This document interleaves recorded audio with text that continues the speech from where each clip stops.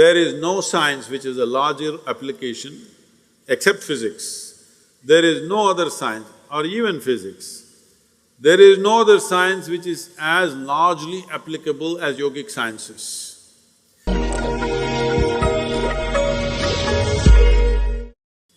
Namaskaram. I am Shraddha Sadhguru.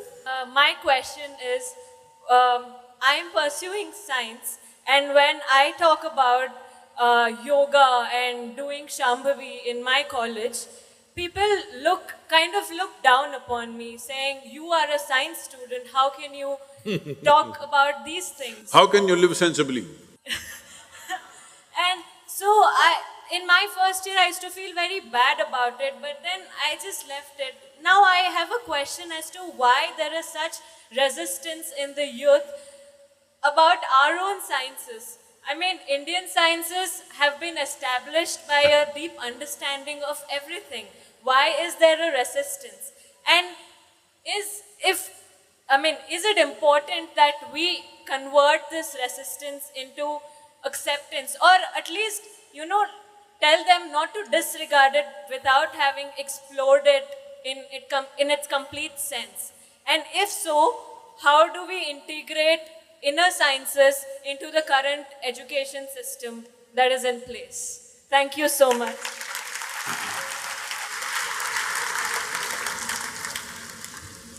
See, unfortunately today, we have a constipated perception of what is science or what is scientific. Essentially, the way the science or the scientific process is defined is, something is considered as a science if there is a systematic approach to it, and the approach should be repeatable, and the approach should work not just for me, should work for many people, then it is considered a science. So science is fundamentally physics, but there are other sciences which have evolved out of it. Biological studies are there, psychological studies are there, social sciences are there. So anything which has a systematic approach and is applicable not just to one person but to a larger number of people becomes a science or a scientific approach. In that sense, there is no science which is a larger application except physics. There is no other science or even physics. There is no other science which is as largely applicable as yogic sciences. It is just that the yoga that people have heard about today is a rebound from the American coast. So they think yoga means wearing Lulu pants and going around, it's a kind of a fashion. No, yoga means this. I want you to listen to this carefully because this is not something that you can explore in a casual atmosphere like this. Yoga literally means union. What does union mean? The very body that you carry right now. One day somebody is going to bury you or burn you, smoking or non-smoking, we will do it. Yes or no? Either we do this or that. Will you become part of the earth? Hello? How come now you're not part of it, I'm asking? Even now you're part of it, isn't it? You're just a small outcrop of this earth. Only because you were given the ability to be mobile, you lost your sense. You thought you were a world by yourself. If you were stuck like a tree, I'm sure you would have understood you're part of the earth, isn't it? Just because the planet gave you the freedom to move, how stupid we became. It's not just with body, it is so with the entire universe. It is not just with the physical form, so with every aspect of you. So yoga means union. What it means by saying union is, it is a science of how to obliterate the boundaries of your individuality so that you become a much larger life than what you are right now. Either you can live here as a constipated life. When I say a constipated life, Constipation means it happens little by little.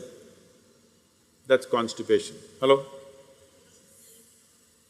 Right now for most people, life is happening little by little. You ask them, what are the great moments in their life? They say, when I passed my examination, I felt great, then I was miserable, then I found a job, I felt great, but then all the people made me miserable. Then I got married, it was really wonderful, then my mother-in-law came and phew, she did it. She didn't come, she was there before your husband. She was there all the time, she was there before you and before your man. But like this it goes on, they will count 5 things where they had great moments in their life. This is a constipated life. That every moment of your life is not an exuberant outburst of life, it is once in a way something happens to you. Constipated or no? No, you must say yes or no. Do you want to live a constipated life? If you have to live an exuberant life, the boundaries of individuality have to go to whatever extent. Only then you capture a larger amount of life and you have a larger experience of life, a higher level of exuberance than what you normally see around you. Have you blown soap bubbles when you were at least young? When you were young? Did you blow? Did you blow soap bubbles, at least when you were children? So you got only this much big bubble, but somebody else got that big bubble. Same soap, but somebody blows this big bubble, yours is only this much. Why do you think? Hello? You also have a lung full of air, you also have soap, but one person gets this big bubble, another person gets this big bubble. Why do you think it happens? Because if you want to expand boundaries, what is important is not the desire. What is important is you need to capture that much air in that limited possibility. Then it becomes this big. Similarly this one. See, my body and your body are different. This is me, that is you. Till we bury, we don't understand, it's all the same earth. But right now, this is my body, that is your body, 100% clear. This is my mind and that's your mind, 100% clear. This can't be that, that can't be this. But there is no such thing as my life and your life. There is just life. How much life you capture determines the scope and scale of your life. Not how much information you capture, how much life you capture will determine the scope and scale of your life. So if this has to happen, you have to breach the concretized boundaries of your individuality and push it. When the boundaries are dissolved, then we say you are in yoga. If one experiences the dissolution, then we refer to that person as a yogi. Well, how far each individual is going to go is subject to various realities. But at least, should you not make an effort, a scientific and focused effort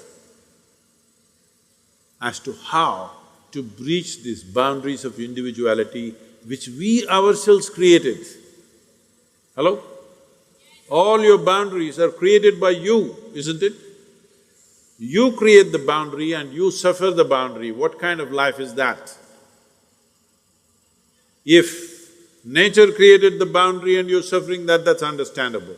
You create your own boundary because of self-preservation. In pursuit of self-preservation, you build walls.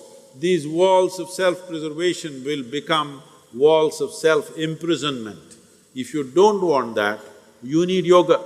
Oh, should I twist, should I turn, should I stand on my head? No, yoga does not mean twisting, turning. You can breathe and do yoga, you can walk and do yoga, you can talk and do yoga, you can read and do yoga, you can sleep and do yoga, you can stand and do yoga, you can do yoga in whichever way. There is no specific activity, it's a certain dimension. What is the dimension? Unfortunately, once it goes to United States, they will reduce it into a specific activity and Lululemon pants you have to wear. Otherwise, no yoga. People keep asking me, even yesterday somebody asked me, Sadhguru, how many hours of yogasanas do you do? I said, 20 seconds. What? Only 20 seconds? Yes. Actually, it's true. I do only 20 seconds of sadhana every day. I wake up in the morning, if I sit up, just 20 seconds, I'm done. Then I don't do yoga rest of the day. No, I live yoga because my entire life is to constantly wipe away the boundaries within myself and within everybody else. This is yoga. What we're doing here is yoga right now.